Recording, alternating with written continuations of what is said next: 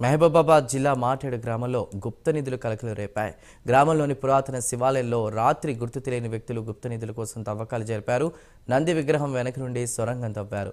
అది చూసిన గ్రామస్తులు ఆలయ అర్చకుడికి సమాచారం అందించారు. ఇలా తవ్వుకుంటూ పోతే పురాతన ఆలయాలు కనుమరుగయ్యే అవకాశం ఉందని స్థానికులు ఆగ్రహం వ్యక్తం చేస్తున్నారు. తవ్వకాలు జరిపిన వారిపై పోలీసులు చర్యలు తీసుకోవాలని డిమాండ్ చేస్తున్నారు. పేరు సుంకర్నేని పినాకపాణి అండి. నేను మాటేడు గ్రామ మాజీ సర్పంచ్ను. మా ఊళ్ళో చారిత్రాత్మకమైనటువంటి దేవాలయాలు హరిహర క్షేత్రం, వేణుగోపాల స్వామి మరియు రామలింగేశ్వర స్వామి టెంపుల్స్ ఉన్నాయి. ఈ రామలింగేశ్వర స్వామి టెంపుల్ శివాలయం చాలా ప్రసిద్ధిగాంచింది.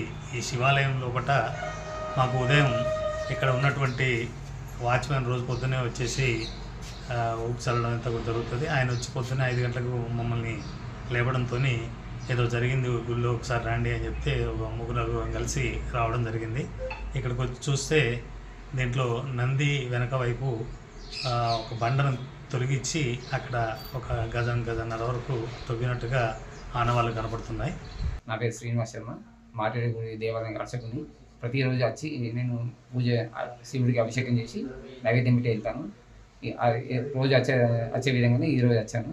ఇలా వచ్చే వరకు మాటేడులో గుప్త నిధి కోసం ట్రై చేశారు దొంగలు. మరి గుళ్ళో అన్ని చుట్టూ చూసుకునే వరకు గుళ్ళో ఏం వస్తువులు ఏం పోలేదు. ఈ సమాచారం మాటేడు గ్రామస్తులకు అందించాను.